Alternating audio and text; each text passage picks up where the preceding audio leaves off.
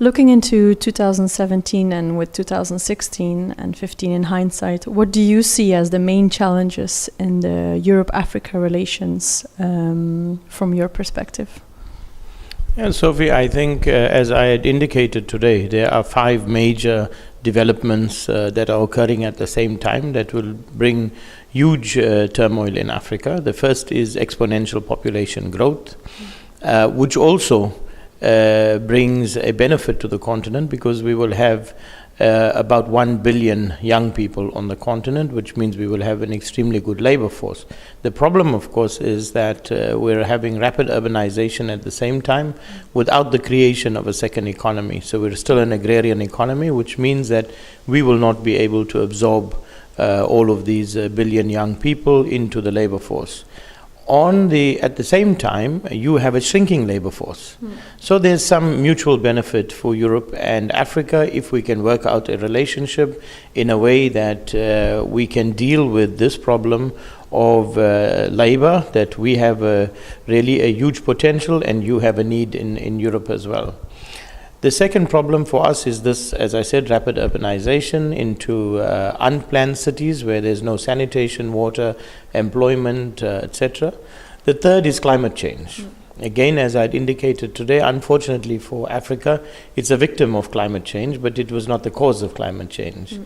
Thirdly, there's a global economic slowdown, and fourthly, there's a commodity crisis. Put all of these together, occurring at the same time, it means that we will have extremely serious problems going forward. There will be a very, very small group of people who would be empowered, that will have skills, that will have capital, and we would have huge inequality with the rest of the people that exist on the continent. This is a recipe for conflict, and what we predict is that the next decade, 2 decades, we will see a proliferation of conflicts that have to be mitigated if we are going to create the space for development. In the mitigation and the development, there is an opportunity for a partnership between Europe and Africa that will benefit both continents. Okay, so if the topic of the proposed topic for the Europe-Africa summit that will take place in November is on youth, at least that's one of the issues that will be, that you also pointed out as something that needs to be tackled jointly, because on both continents it's a challenge. And then given the Paris Declaration, now is really the time for implementation to look at climate change and to make that worthwhile. Yeah, I mean, I think clearly with the upcoming summit, these should be key issues on the table. Yeah. How to ensure that we accelerate the development of Africa by building infrastructure, by investing heavily in education and skills. 1 billion people without education is a really serious problem. So, we need to think about scalability.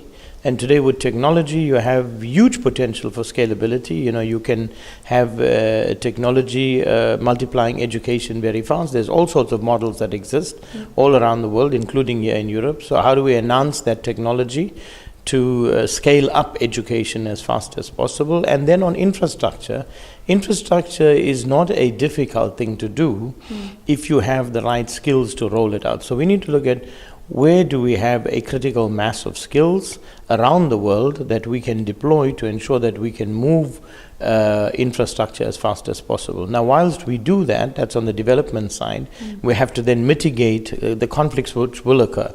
Again, there will be the opportunity for a partnership, training of police, so that police manage these urban conflicts in a way that they don't exacerbate the situation, but they do it in a way that they respect people's human rights, they respect their right to protest, but at the same time they manage it so that it does not become violent. Once it becomes violent, this will interfere with the space that we create for development.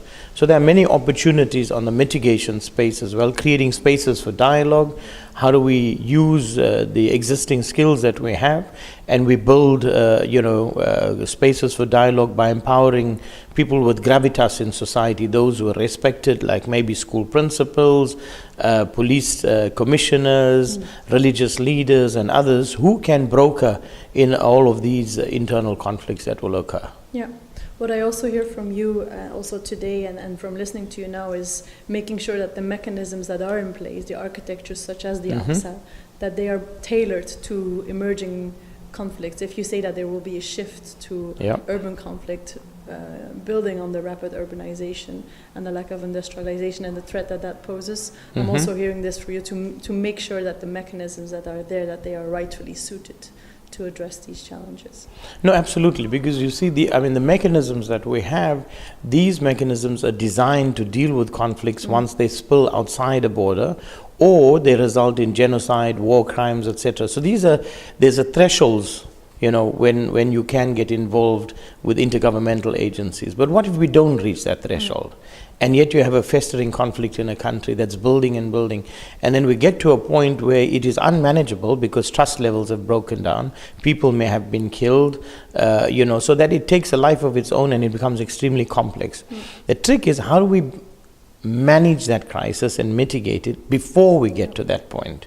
And this is where we have to look at now new mechanisms that we will be able to develop.